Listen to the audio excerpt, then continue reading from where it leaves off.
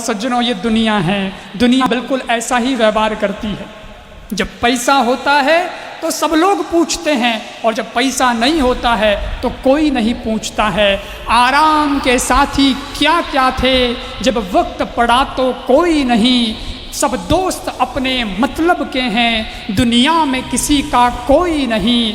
जब पैसा हमारे पास में था तो चाहने वाले लाखों थे, अब वक्त पड़ा है मुश्किल का तो पूछने वाला कोई नहीं। माता पिता त्रिया पुत्र वधू सब मतलब के रिश्ते नाते हैं, पहले मरने वाले लाखों थे, अब रोने वाला कोई नहीं, अब रोने वाला कोई नहीं।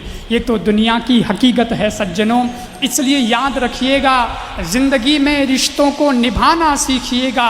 हम देखते हैं बाहर की सजावट को कि व्यक्ति का घर कैसा बना हुआ है, हम इटालियन पत्थर देखते हैं, हम घर में सोफ़ा सेट की कंपनी देखते हैं, हम घर के अंदर फर्नीचर किस ब्रांडेड कंपनी का कौन सी लकड़ी लाई गई है ये देखते हैं। लेकिन सज्जनों, इसीलिए दुनिया में बहुत बड़ा धोखा हमें पाया है, क्योंकि आज तक व्यक्ति केवल सामान का ब्रांड देखता रहा, लेकिन व्यक्ति ने इंसान का ब्रांड देखना बंद कर दिया। इंसान को देखिएगा कि ये फर्नीचर तो कल खत्म हो सकता है, ये कंप्यूटर, ये इटालियन पत्थर और ये सब नए नए सामान कंपनी के कल एक ऐसा समय आएगा कि सब खराब हो जाएंगे, लेकिन ईश्वर का बनाया जो इंसान है और उसके बनाए गए जो नाते हैं, जो रिश्ते हैं, वे हमेशा अमर हो जाएंगे। जो अमर है उसे निभाने का प्रयास कीजिएगा। इसलिए व्यवस्था अगर निभानी, भगवान ने जो व्यवस्था बनाई है ना,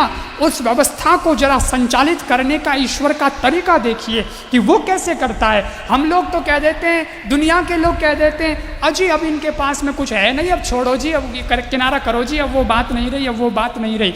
एक ही मिनट में लोग जो हाथ जोड़ते हैं उनको पीठ दिखाना शुरू कर देते हैं, मुंह मोड़ के रवाना हो जाते हैं, क्योंकि पैसे को महत्व दिया, प्रेम को महत्व नहीं दिया।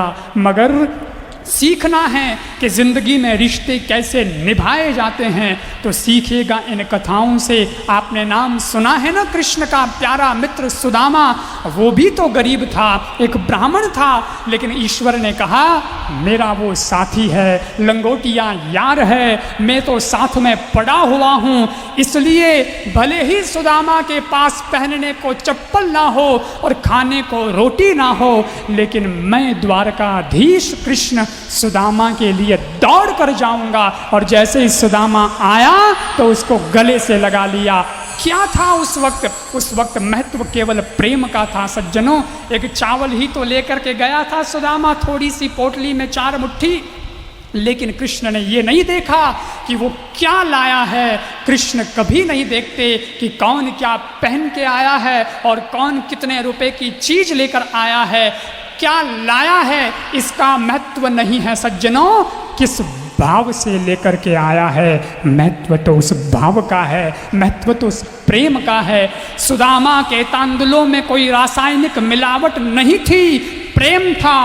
कुब्जा मालिन में कोई शक्ल नहीं थी, प्रेम था। धना भगत की पूजा में अकल नहीं थी, प्रेम था। मीरा नरसी के कीर्तन में नकल नहीं थी, प्रेम था। कौन से हीरे जड़े थे नरसी की करताल में, क्या खाया था वन में बैठकर श्री कृष्ण ने द्रौपदी के थाल में, लाया था वो ब्राह्मण चावल फटे रुमाल में, क्या देख करके फंस गए थे नंदलाल भी उसके जाल में, खाए थे जिसके झूठे बेर, उस शबरी की क्या औकात थी, खाए थे जिसके झूठे बेर, उस शबरी की क्या औकात थी।